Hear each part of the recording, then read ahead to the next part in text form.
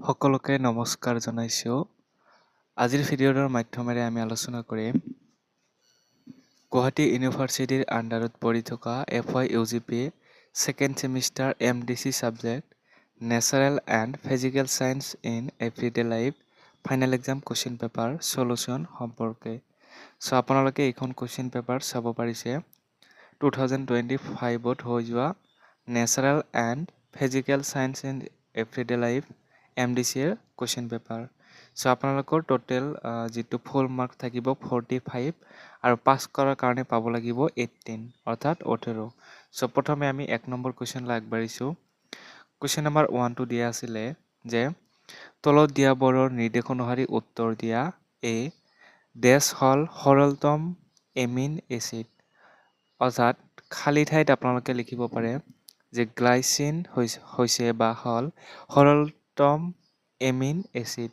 দ্বিতীয়তে আছে চূণশিল বোকা আৰু জিপচাম তলৰ কোনটোৰ কেঁচা সামগ্ৰী। কাৰেক্ট এনচাৰটো হ'ব অপশ্যন 1 চিমেণ্ট।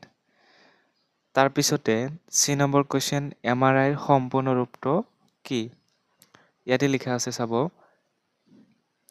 Magnetic ৰেছনেন্স imaging. তাৰপিছতে ডি নম্বৰ আছিলে বেটাৰী কোষ এটাৰ ইলেক্ট্ৰড দুডালৰ নাম লিখা। প্ৰথমটো হ'ব এনড আৰু দ্বিতীয়তে কেথড। তাৰপিছতে নেক্সট কুৱেশ্যন আছিলে ই নম্বৰ আৰু এইটো আছিলে 1 নম্বৰৰ শেষৰটো কুৱেশ্যন সকলোবোৰ জীৱৰ বাবে আটাইতকৈ বেছি প্ৰয়োজনীয় মৌল 4বিধ হ'ল। ইয়াতে অপশ্যন দিয়া আছে, কাৰেক্টটো হ'ব 1 নম্বৰটো। এতিয়া আমি কুৱেশ্যন নাম্বাৰ 2লৈ আগবাঢ়িছোঁ। কুৱেশ্যন নাম্বাৰ 2টো আছিলে তলৰ প্ৰশ্নবোৰৰ যিকোনো 5টাৰ উত্তৰ দিয়া আৰু 5টাৰ যিকেইটা সহজ পায় এইকেইটা লিখিব। লগতে আপোনালোকে মনত ৰাখিব 2 মাৰ্কো দিয়া থাকিব। চ' প্ৰথম কুৱেশ্যন আছিলে ফল মূল আৰু মতো পোৱা প্ৰাকৃতিক মনচেকাৰাইডৰ নাম কি? ই পানীত দ্ৰৱীভূত হয়নে? আমি এতিয়া 1 নম্বৰটো এনচাৰটো চাম এতিয়া। ফল মূল আৰু মতো পোৱা প্ৰাকৃতিক মনচেকাৰাইড হ'ল ফ্লকটছ। চ' ইয়াতে দিয়া আছে ফ্ৰক্টছ। তাৰপিছতে এইটো দিয়া আছে হয় ই পানীত অত্যন্ত দ্ৰৱীভূত হয়। নেক্সট কুৱেশ্যন বি নম্বৰ যে নিউক্লিয়াৰ বেটাৰী কি? What is nuclear battery? এনচাৰটো চাব যে নিউক্লিয়াৰ বেটাৰী হৈছে এনে এক যন্ত্ৰ যিয়ে তেজস্ক্ৰিয় আইচটোপৰ ক্ষয়ৰ পৰা নিৰ্গত শক্তি ব্যৱহাৰ কৰি বিদ্যুৎ উৎপাদন কৰে। নেক্সট চি নম্বৰ কুৱেশ্যন আছিলে ভিটামিন সমূহ কি কি? পানীত দ্ৰৱণীয় ভিটামিন সমূহ কিয় কিছু পৰিমাণত দৈনিক প্ৰয়োজন হয়।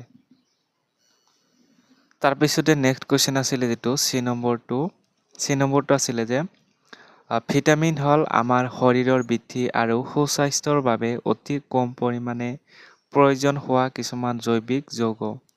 দৈনিক প্ৰয়োজনীয়তাৰ কাৰণ পানীত দ্ৰৱণীয় ভিটামিনসমূহ যেনে ভিটামিন বি আৰু চি শৰীৰত জমা হৈ নাথাকে। ই প্ৰস্ৰাৱৰ সৈতে বাহিৰ ওলাই যায়। সেইবাবে এইবোৰ দৈনিক খাদ্যৰ জৰিয়তে গ্ৰহণ কৰা প্ৰয়োজন। নেক্সট কুৱেশ্যন আছিলে ডি নম্বৰ চাবোন আৰু অপমাৰ্জকৰ মাজৰ দুটা পাৰ্থক্য উল্লেখ কৰা। চ' এতিয়া আমি পঢ়িম ডি নম্বৰটো।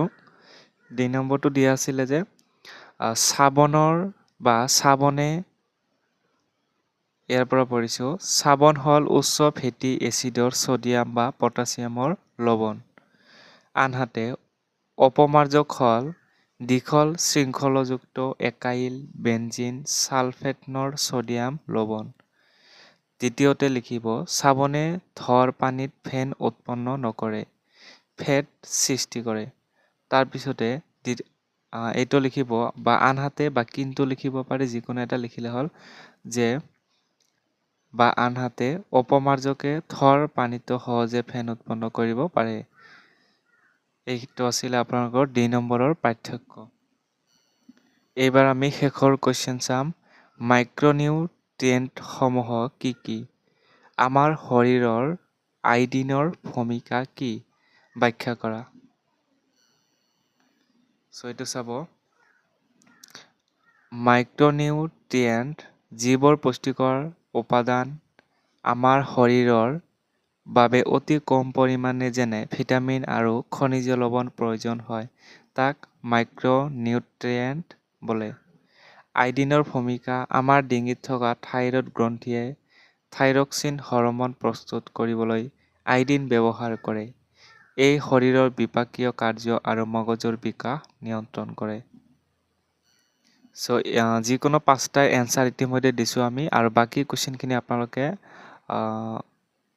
প্ৰেক্টিছ কৰাৰ কাৰণে চাব পাৰে এইখিনি। এতিয়া আমি একেবাৰে 3 নম্বৰ কুৱেশ্যন লৈ আহিছোঁ। 3 নম্বৰ ইয়াতে চাব শ্বৰ্ট নোট আহে ইয়াতে যিকোনো 4টা 5 মাৰ্কত দিয়া থাকিব এটা। যিকোনো 4টা যিকেইটা সহজ পায় এইকেইটা লিখিব।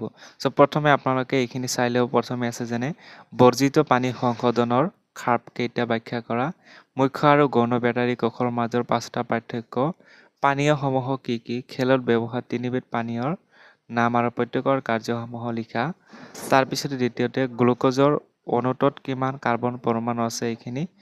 তাৰপিছতে বাকী এইখিনি H নম্বৰলৈকে দিয়া আছে এইখিনি গোটেইখিনি চাই ল'ব। অ'কে, এতিয়া আমি এনচাৰখিনি চাম। প্ৰথম A নম্বৰ আছিলে বৰ্জিত পানী সংশোধনৰ ধাপকেইটা ব্যাখ্যা কৰা, এইটো চাম।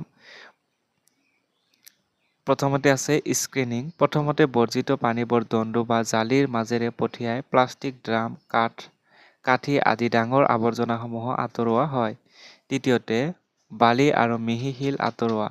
পানীখিনি এটা টেংকত কম গতিৰে পঠোৱা হয় যাতে বালি আৰু শিলগুটিবোৰ তলত জমা হয়। তাৰপিছতে প্ৰাথমিক গেদীয়কৰণ, তেল চৰ্বি জাতীয় পদাৰ্থবোৰ বায়ু যোগান, ঠাই পেলাব পাৰে, বীজাণুমুক্তকৰণ আদি। চ' সময় বেছি হৈছে কাৰণে শ্বৰ্টকাট কৰি দিছোঁ, আপোনালোকে চাব। নেক্সট B নম্বৰ আছিলে মুখ্য আৰু গৌণ বেটাৰী কোষৰ মাজৰ 5টা পাৰ্থক্য লিখা। বৈশিষ্ট্য মুখ্য কোষ, তাৰপিছতে আছে গৌণ কোষ। পুনৰ আধান, এইবোৰ পুনৰ চাৰ্জ কৰিব নোৱাৰি। আনহাতে গৌণ কোষবিলাক এইবোৰ বাৰে বাৰে চাৰ্জ কৰিব পাৰি। অৰ্থাৎ এইখিনি গৌণ কোষ, এইখিনি প্ৰাইমেৰী চেল, এইখিনি চাব। তাৰপিছতে আমি আহিছোঁ C নম্বৰ কুৱেশ্যন লৈ। C নম্বৰটো দিয়া আছিলে পানীয়সমূহ কি কি, খেলত ব্যৱহাৰ 3বিধ পানীয়ৰ নাম আৰু প্ৰত্যেকৰে কামসমূহ লিখা। পানী হ'ল মানুহে পিয়াহ নিবাৰণ বা সতেজতাৰ বাবে গ্ৰহণ কৰা জলীয় পদাৰ্থ। পানীৰ বাহিৰে খেলত ব্যৱহাৰ 3বিধ পানীয় হ'ল আইচটনিক, দ্বিতীয়তে হাইপটনিক, তৃতীয়তে হাইপাৰটনিক। চ' ইয়াৰ বিষয়ে দিয়া আছে। তাৰপিছতে এতিয়া আমি চাম D নম্বৰটো। D নম্বৰটো আছে গ্লুক'জৰ অণুটোত কিমানটা কাৰ্বন পৰমাণু আছে। গ্লুক'জৰ এটা অণুত মুঠ 6টা কাৰ্বন পৰমাণু থাকে। ৰাসায়নিক সংগঠন গ্লুক'জ, ফ্ৰুক্টোজ এইখিনি চাব, ইয়াতেও লিখা আছে ভালদৰে। অ'কে, এতিয়া আমি আহিছোঁ একেবাৰে 4 নম্বৰ কুৱেশ্যন লৈ। 4 নম্বৰ যিকোনো এটা লিখিব, A, B, C, D যিকোনো এটা যিটো সহজ পাই লিখিব, কিন্তু ইয়াতে 10 মাৰ্ক থাকিব যিকোনো এটা। চ' এইখিনি কুৱেশ্যন চাই ল'ব, একেবাৰে D লৈকে দিয়া আছে। চ' আমি এতিয়া আলোচনা কৰিম 4 নম্বৰৰ পৰম্পৰাগত শক্তিৰ উৎস, অৰ্থাৎ A নম্বৰটো এনচাৰ হিচাপে আমি আলোচনা কৰিম। এইটো 4 নম্বৰ। ইয়াতে চাব পৰম্পৰাগত শক্তিৰ উৎস, যিবোৰ শক্তিৰ উৎস মানুহে দীৰ্ঘদিন ধৰি ব্যৱহাৰ কৰি আহিছে আৰু যিবোৰৰ ভাণ্ডাৰ সীমিত, অৰ্থাৎ এবাৰ ব্যৱহাৰ কৰিলে পুনৰ পোৱা নাযায়, সেইবোৰক পৰম্পৰাগত শক্তিৰ উৎস বোলে, যেনে কয়লা, পেট্ৰলিয়াম, প্ৰাকৃতিক গেছ আদি। অপৰম্পৰাগত শক্তিৰ উৎস, যাক আমি অনৱীকৰণযোগ্য সম্পদ বা নৱীকৰণযোগ্য সম্পদ এনেকুৱা ধৰণৰ সম্পদৰ লগত এইবিলাক লিংক আছে। চ' তাৰো নৱীকৰণযোগ্য আৰু অনৱীকৰণযোগ্য সম্পদৰ বিষয়ে আমি জানিব লাগে, সেইটো জানিলে এইটো সহজ হ'ব।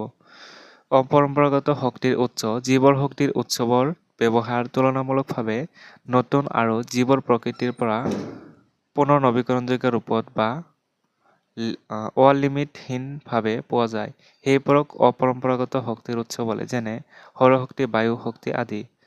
3 প্ৰকাৰৰ অপৰম্পৰাগত শক্তিৰ উৎসৰ চম বৰ্ণনা। 1 নম্বৰত সৌৰশক্তি, ছলাৰ এনাৰ্জি, সূৰ্যৰ পৰা পোৱা তাপ আৰু পোহৰক সৌৰ কোষ বা সৌৰ পেনেলৰ সহায়ত বিদ্যুৎ শক্তিলৈ ৰূপান্তৰ কৰা হয়। ই এবিধ সম্পূৰ্ণ প্ৰদূষণমুক্ত আৰু অক্ষয় শক্তিৰ উৎস। তৃতীয়তে আছে বায়ু শক্তি।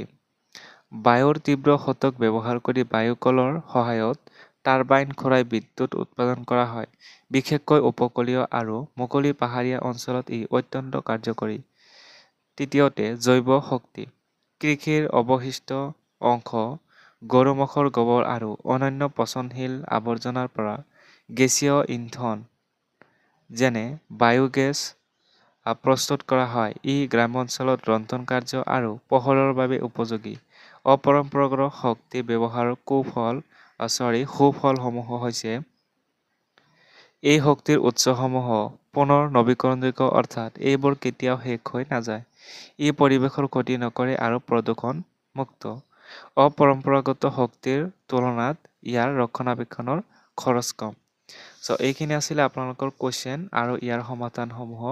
গতিকে ভিডিঅ'টো ভাল লাগিলে শ্বেয়াৰ কৰিব, লাইক কৰিব। আমাৰ